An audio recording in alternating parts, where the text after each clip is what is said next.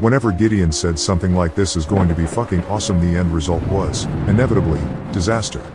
But that was okay. Aiden loved disaster. So when Gideon showed up on a gleaming summer Thursday morning and asked if he wanted to do something, Aiden immediately said yes.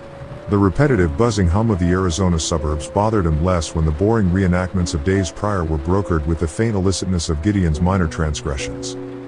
"Where are we headed?" Aiden asked, forgetfully adding bitch at the end of his question.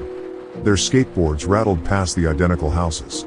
The mailboxes tried out as extras for the persistence of memory in the morning sun. Swimming pools. Gideon didn't look around at all. Just stared straight ahead at the indistinct scenery. "Dude, fuck, you didn't say something? I don't just wear bathing suits under my shorts." "We aren't swimming." "Then what about pools?" Gideon did a kick stop and then skated off, faster than Aiden could, without looking to see if he was following, without saying anything. "God. Hate you, dude." He sped up, chasing his friend's rapidly disappearing frame. They rode to the bus stop. When the bus came, late and already crowded, they shuffled in, slipping in between the crowd to maneuver to the back. "Fucking hate riding the bus, man," mumbled Aiden. "Ugh. It was better before the routes got slashed to save money. They blame it on unions and pensions, but that's not it. It's this economy, man. It's not the economy. Everybody says that. Like these bus driver pensions are going to bankrupt the whole world. Because retired bus drivers live a life of unimaginable luxury. Right?" laughed Aiden. "Dudes drove buses for like 30 years. Buses. For 30 years. And then they retire and then the company starts complaining about their pensions? Dude, they knew how much the pension was going to cost. And so did the bus drivers. That's why they were bus drivers. This economy though. Hate it when people say that. Because the economy got messed up we should be fine with no pensions? No savings? No security? No jobs? Because why? Were those gifts, and we should have been grateful? But the fucking rich white dudes on top, no offense dash. None taken. Aiden's dad owned a construction business which had done quite well into the housing boom. Now it was slowly going bankrupt and bleeding out. Most nights he fell asleep to the sounds of his dad's beer cans opening. They sounded like gunshots or maybe distant storms. They stayed just as rich? Fuck that. The bus lurched out of a red light. Gideon looked around. Our stop. Corner of Marx and Lenin? Intersection of Eisbach and Trotsky. He reached across the aisle and pulled the signal. Ding. They had drifted into another section of suburbs. It looked exactly the same. The comfort of strangers' subdivisions. Streetcars named Paxil. Now where? He asked. Left for like 5 minutes. They rode in silence, cars roaring past them. The sun continued rising. They had turned down Elmore Avenue with its no outlet sign and neighborhood sign, Shepperton Estates, and Gideon pulled up on his skateboard. Before the two of them was a long, blank street of identical houses. This, motherfucker, this is what we are doing today. Every single house on this block was foreclosed. And every single one has a completely empty swimming pool. The houses stood, open and abandoned. Some had for sale signs still, crooked in the glaring light. Others had just given up, with dead front yards and empty driveways.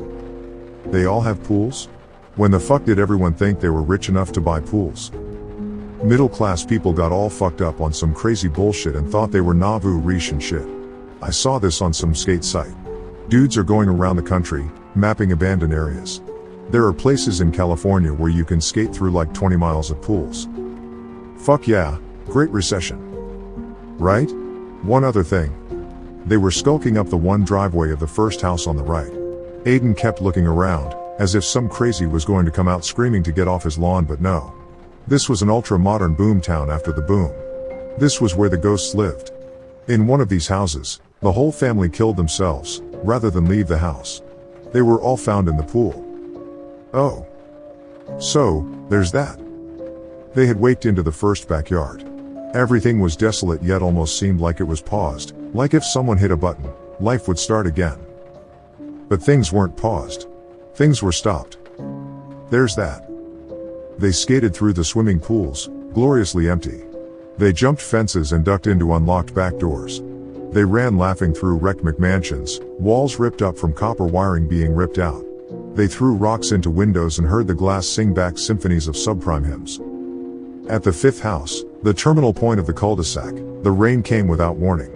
Raindrops like tiny wet bullets hit their still breathing bodies. They rushed from the edge of the drained swimming pool to the shelter of the overhang. "Dude, I didn't think it was supposed to rain?" Aiden asked.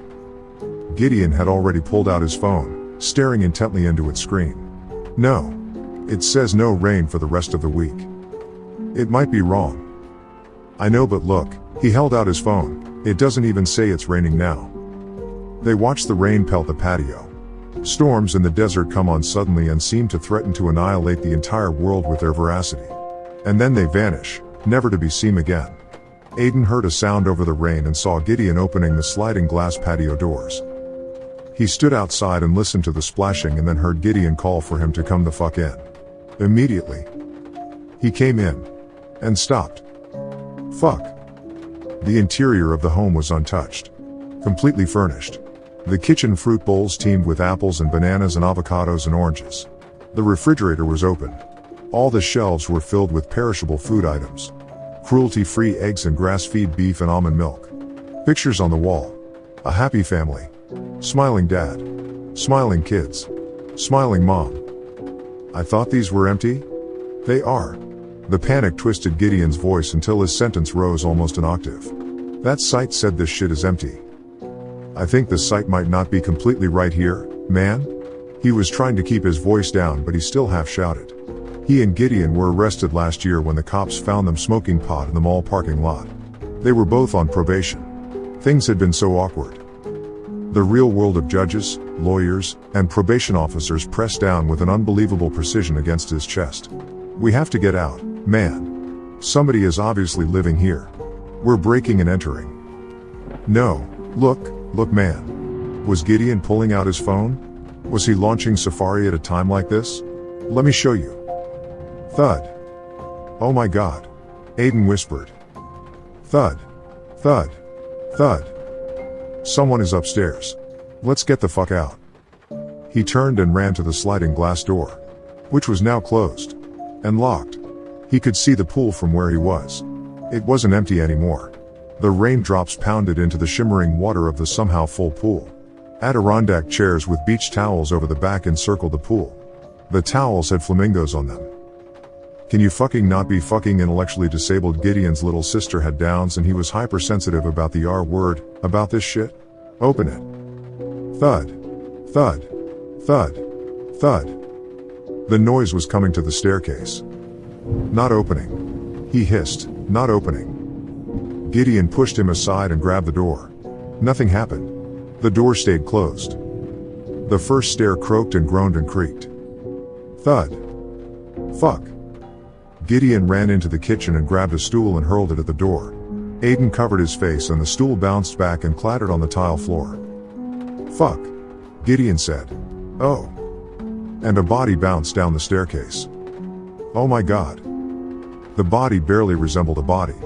An essential part of its identifiable humanity was missing, in the same way deer on the side of road go from obviously being a dead deer on the side of the road to becoming increasingly swollen, distorted, and then, finally, an unrecognizable burst red thing beside the median strip. A violent trace of history. The body was wearing a blue dress with red flowers on it. It had been dead for a long time. Water poured out its mouth and ears and the holes that used to be eyes. The water spread out and touched the stool, which still rattled. Thump. Jesus. Jesus. Jesus. Jesus. Aiden couldn't tell if that was him or Gideon. Maybe it was both. Maybe it was something else speaking. Another body clattered down the stairs. And then another. Then, finally, another. All were swollen and discolored, as if they had been underwater too long. He stared at a hand of one of the smaller bodies, the way the fingers were so wrinkled that it looked like a twisted up and dead gray flower petal. And then the flower bloomed. The hand moved. The body stood up, hesitantly, awkwardly, like a tourist in the subway. Unsure of where to walk or perhaps even how, the thing moved side to side. Fetid waters gurgled out from its feet. It pushed limp and wet blonde hair, matted and foul-smelling, away from its face. Whatever it used to be, it had long stopped being. The other three bodies had risen. They leaped and squelched and moved with a hideous slowness. Aiden lost all sense of himself. He couldn't turn and look at Gideon. Was he even alive anymore? Had he hit his head and bled out in an empty pool? Was this hell? Was this a desperate hallucination in his dying brain? The drowned things surged, all at once, as if they had latched onto a secret undertow, and were being pulled by an invisible ocean. The bodies smelled of drowned cities and flooded worlds. They smelled of forgotten wet horrors. The father thing brushed against him. He could smell it. He was touching it. The father thing's body was full of water and collapsed with contact, like blackened and rotten fruit. It groaned. Water ran from his toothless mouth, down his ruined and twisted neck and onto Aiden's vans. Somehow, the door had opened, and they left the house and walked out, past Gideon and Aiden and onto the patio. Watery trails followed them. The two watched from the kitchen, in the shadow of the stainless steel refrigerator, in the valley of the Viking range, in the bosom of the god of the material world, as the parade of the dead reached the pool. At the edge of the pool, the malformed pressed mutilated arms against deformed stumps. They stepped down, slowly, into the shallow end. And they began to make the terrible noise. The noise penetrated into the house and reverberated in Aiden's ears. It was the sound of guilt, of hunger, horror, fear, revulsion and nausea at the world, at their imitation of existence. The screaming sounded like something Aiden had heard before, but he couldn't remember.